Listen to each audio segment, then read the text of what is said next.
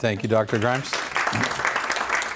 I'll tell you who better to present about new technology. My son, who's only 14 and knows a lot more about smart devices and how to use them than I do, because he's never known anything else. As Dr. Grimes indicated, I run Oracle's Governance, Risk, and Compliance Solutions Group, and I've been in technology for about 25 years. And in those 2.5 decades, I've seen a ton of changes. And we'll talk about some of the more recent ones, but we'll also look, history likes to repeat itself, so we'll take a look at historical trends as well and how they're playing out today. And it helps us look to tomorrow, because in hockey they have a saying, skate to where the puck is going to be, because there's always action going on in the corner where the puck is, but if you anticipate where it's going to be, there's opportunities to change yourself and improve not only your personal position, but your company's position and your practice's position as well, because you've anticipated those trends and you're going there. I have a broad background in terms of types of businesses and industries that I've had a chance to have experience with over that 25 years, including higher education. And I'll start my presentation with, I guess, a story that we were presenting a few years back to the Cal State University system, and they had, I think at the time, 22 campuses, and they had 2 or 3 representatives from each campus come into an amphitheater like this, and a couple of the Board of Regents members sat in as well. Well, that morning I had to get up very early before it was light and drive there. And I didn't want to wake my wife, because she's Irish and you don't wake up Irish women. And I guess Irish men sober up, so however that works. But I needed to get up early, so I went in. I was trying to be as quiet as I could, dress in the dark, the whole 9 yards. So I get to the facility, and I'm about 10 minutes into my presentation, and I paused to look down at my speaker notes, and I noticed that not only did I have one black shoe and one brown shoe, but they were different styles. So I understand that the majority of you are in virtual land and are out across the web listening and viewing this presentation, and I can assure you that I have the same color shoes and they match style as well this morning. So we're off to the right foot, off on the right foot, so to speak. All right. So let's take a look at some of the questions we'll explore today. This is just a sampling, but of some of the things that Dr. Grimes asked me to touch on today. And although the majority of you in the audience are in the School of Behavioral Sciences, I'm aware that there's also the law school and business school in attendance as well. So although predominantly some of the examples, I tried to gear them specifically to behavioral sciences and psychology and the therapy and the practices, I've also got some information and included that I think will help the legal professionals as well as the business professionals in attendance as well. So we'll take a look at the impact of social networks and how they can be leveraged to create new opportunities. The whole theme behind this is, I wouldn't be doing you much of a service if I was just telling you what you already knew, which is the world's changing, technology's moving at a faster pace than we can adopt it, and it's overwhelming. Okay, now what do you do about it?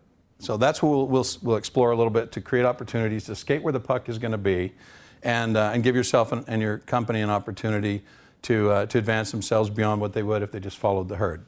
We'll also take a look at information access and connectivity and how that's changing the way people behave, live, adapt, and interact with each other. We'll also take a look at what employers want in today's graduates. What are they expecting of you?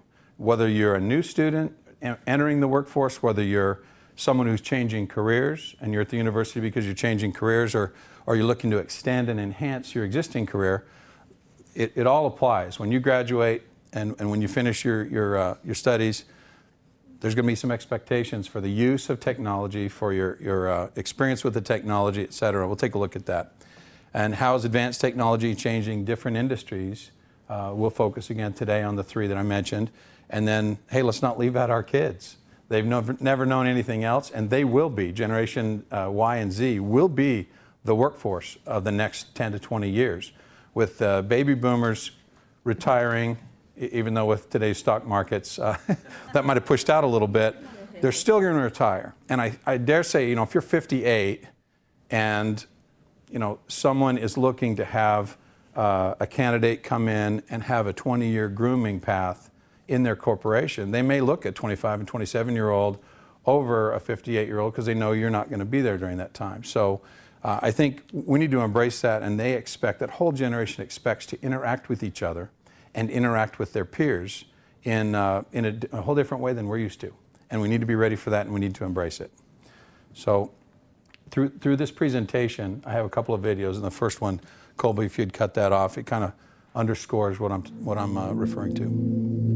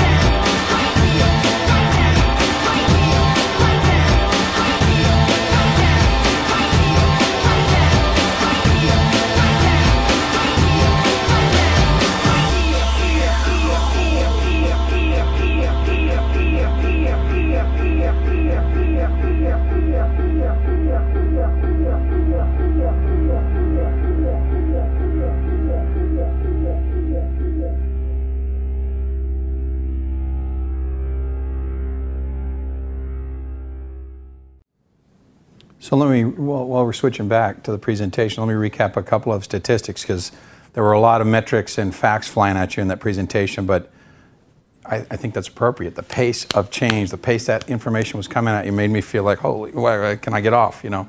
And that's how we feel sometimes. 3 facts that jumped out at me. There was 37 billion searches on Google last year. And the end of that slide says, before Google, who were these questions posed to? I'm gonna hypothesize they didn't get asked. The majority of them, 90% probably didn't get asked. Why? You'd had to go to a lawyer. You'd had to go to a doctor. You'd had to get up and go do something and pay money to find your answer.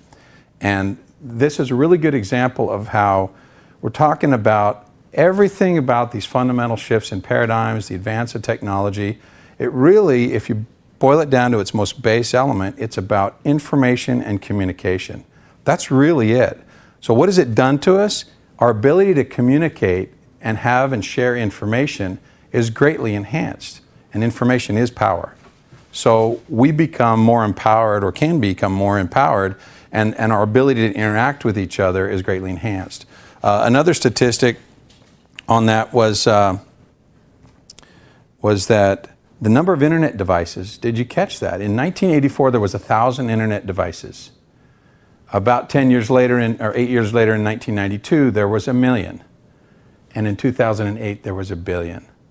Now think about the exponential explosion of the use of those devices, or the number of devices in circulation, and then the use of them. It's no wonder about the proliferation of information and connectivity, et cetera. So pretty interesting there.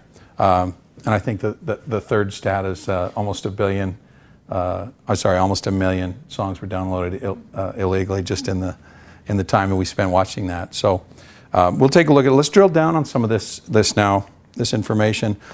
Some of the trends, because we could talk all day long just about Facebook, quite frankly, or just about social networking. So I tried to summarize this presentation down to some trends that we could talk about and drill down on. The technology trends really are that these devices and this technology is very, very pervasive. It's out there. It's ubiquitous. Everyone has it. 93% of U.S. adults have a cell phone. So you've got this kind of connectivity. Many of them are smart devices, as an example. So you can see that information and communication access is readily available to a large and ever-growing population, both globally and in the U.S. It's very persistent.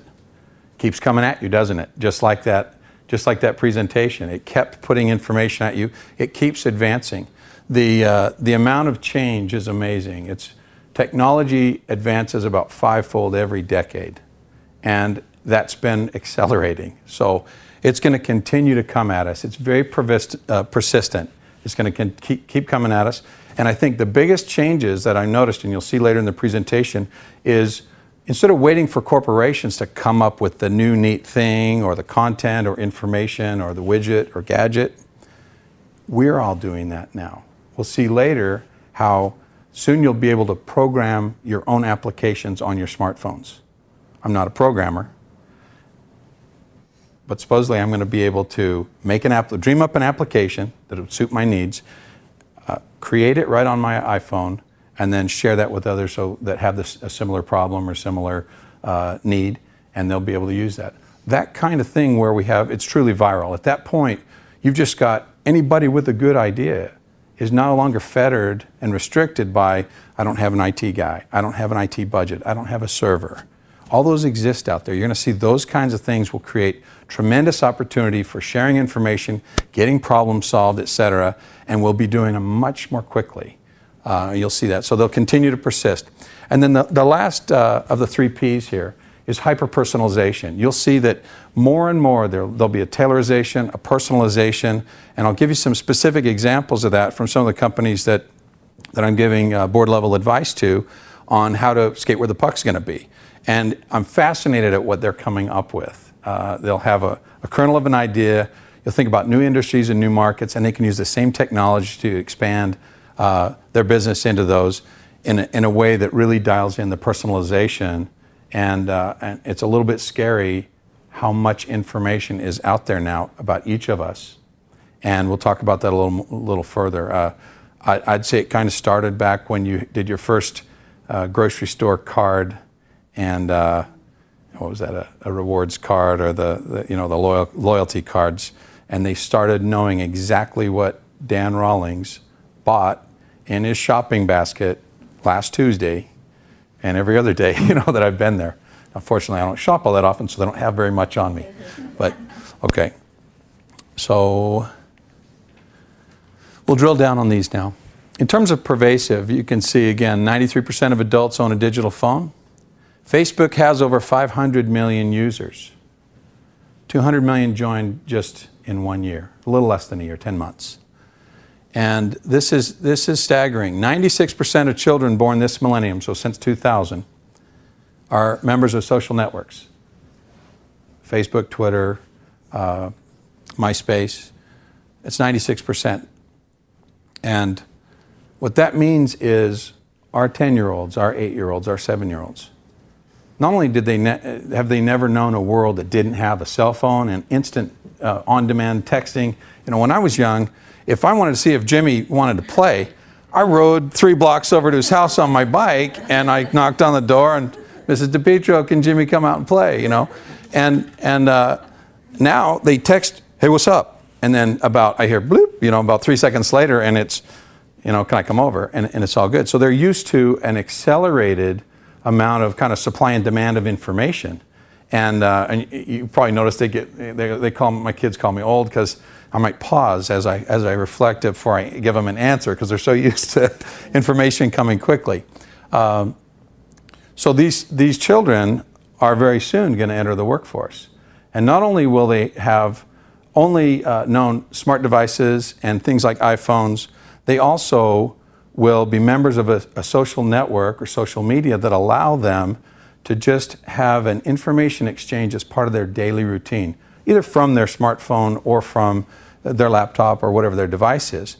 But they're used to that kind of chatting, that kind of put something out there, and you'll just get lots of people that you'll see relevancy as a theme in this presentation. Relevant information. I care what people say about something if I'm part of that same community, that same kind of network.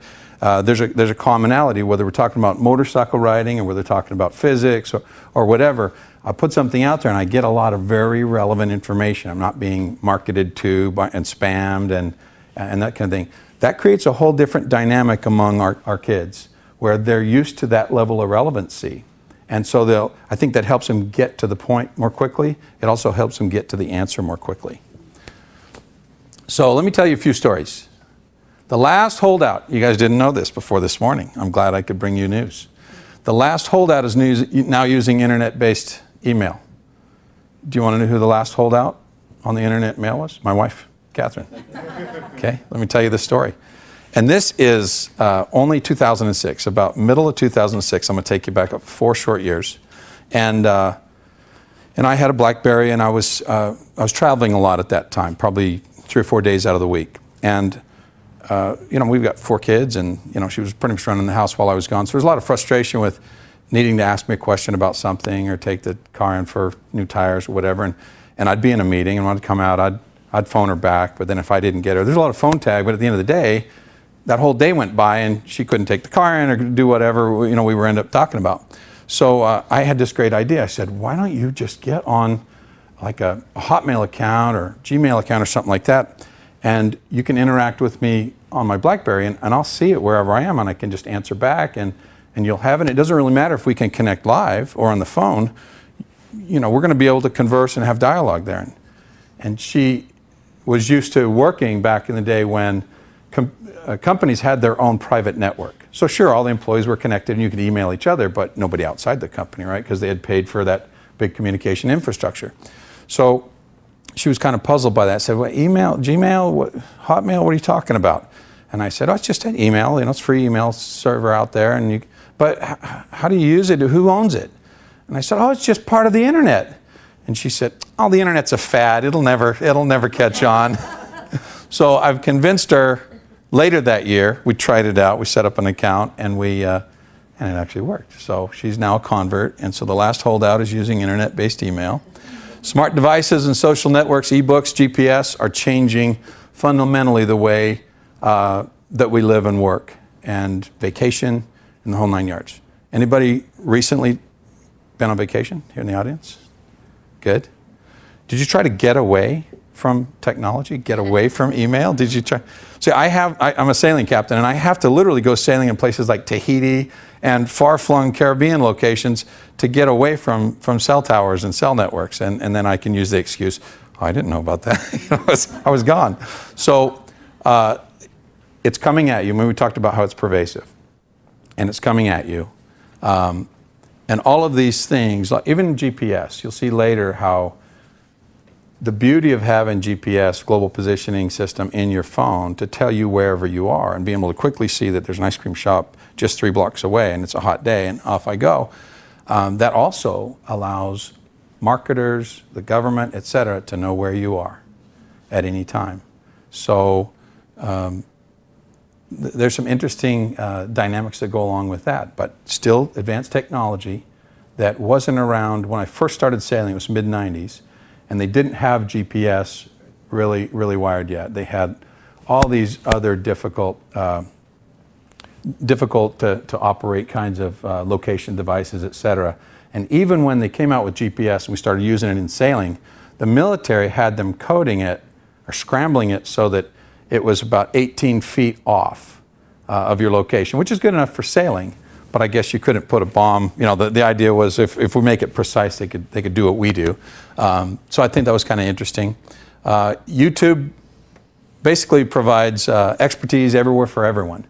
So that when this hit home with me, I thought YouTube, because my sons are on it all the time. They're looking at motocross videos or, you know, their friend making a rock video, a fake rock video or something like that. But what I realized is there's just tons and tons of content out there. When we started a cross race team, and one of the fathers that was on the team, we needed to change his piston on his son's bike and rings and spark plug and a bunch of things that, talking about taking apart a motorcycle engine. And he said,